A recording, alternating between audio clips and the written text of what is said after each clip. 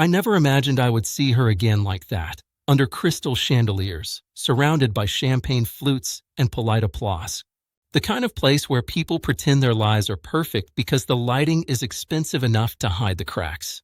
The invitation had arrived weeks earlier, heavy paper, embossed lettering, the sort of thing you don't throw away. I almost didn't go, not because I was afraid, but because I thought I was past caring. Turns out, I wasn't. My name is Callum Hayes. I'm 42. I work in commercial development, the kind of job that rewards patience and punishes emotion. That suited me. It always had. I learned early that keeping things steady was how you survived. That's probably why Eleanor said she loved me. She used to call me dependable like it was a compliment. I took it as one. Eleanor and I were married for 11 years. No scandals. No shouting matches the neighbors could hear. Just a quiet erosion that neither of us seemed brave enough to name. Somewhere along the way, conversations became logistics. Touch became rare. I tried to fix it the only way I knew how: consistency, effort, showing up every day. She drifted anyway. When she finally said she needed space, I gave it to her. When she said she needed time, I waited. When she said she needed more, I didn't ask what that meant. The divorce was clean, civil, almost polite. Friends told me how mature we both were. How admirable. I nodded, signed the papers, and went back to work. Life shrank and stabilized. Gym in the mornings. Office during the day. Evenings alone. Predictable. Manageable. I thought I had closed that chapter. Then the Gala invitation came.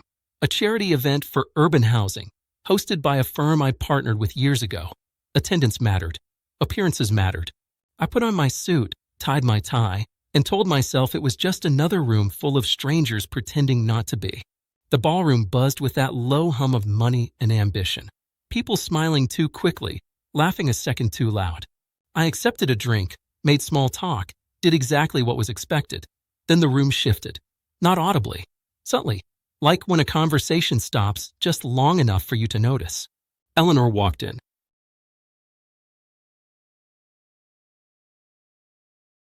She looked composed, elegant, effortlessly so. Her hand rested on the arm of a man I didn't recognize. Tall, confident, the kind of man who wore a tuxedo like it was his natural state. They moved together easily, like a rehearsed entrance. She was laughing at something he'd said, her head tilted in that familiar way I hadn't seen in years. I felt nothing at first. No anger, no jealousy, just a distant acknowledgement. She had moved on. That was allowed. Encouraged, even. I turned back to my drink, ready to let the moment pass. Then she saw me. Her smile faltered. Not dramatically, just enough. Her steps slowed. Her hand tightened on his arm. For a brief second, the practiced ease disappeared, replaced by something raw and unguarded. She froze. The man beside her followed her gaze. His eyes landed on me. Curious. Assessing. He said something quietly, probably asking if she was all right. She nodded too quickly. The moment passed, but something had shifted. Not in the room. In her. I didn't approach her. I didn't need to. We were no longer part of each other's narratives. I watched as she recovered, as she laughed again, though it didn't quite reach her eyes. They circulated the room, greeting donors, posing for photos. I stayed where I was, anchored by a strange calm. What struck me wasn't that she was with someone else. It was how she kept glancing back. Quick looks, almost involuntary, like she was checking to see if I was watching. An hour later, I stepped out onto the terrace for air. The city spread out below, sharp and bright. I leaned against the railing, finally exhaling. That's when I heard my name. Callum. I turned. Eleanor stood a few steps away, alone now. The man was nowhere in sight. Up close, she looked the same and different all at once. Familiar features. New tension around her eyes. I didn't ask where her date was. I didn't comment on her entrance. I simply nodded. Eleanor. There was an awkward pause, heavy with things we didn't say. She broke it first. I didn't know you'd be here. I smiled, small and neutral. I didn't know you'd bring an audience. She flinched, then sighed. He's not. She stopped herself. It doesn't matter. No, it doesn't, I agreed. And I meant it. She studied me, like she was trying to solve a problem she'd once abandoned. You look well, she said. I am, I replied. Her expression shifted then, something like disappointment. Or relief. Maybe both.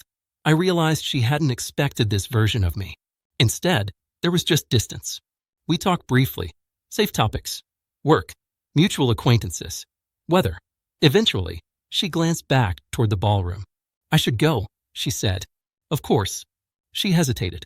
Callum, I never meant to hurt you. I met her eyes and felt nothing sharp there anymore. I know, I said. That was the problem. She nodded once and turned away. I watched her walk back inside, shoulders squared. I didn't follow. I finished my drink and headed home. Later that night, alone in my apartment, I thought about the moment she froze. She hadn't frozen because she saw me. She froze because she saw who I had become without her. The truth settled quietly. I didn't need closure from her, or validation from the room, or recognition from anyone else. I had already walked forward while she was still looking back, and that realization finally allowed me peace, rest, and unshakable clarity that stayed with me forever.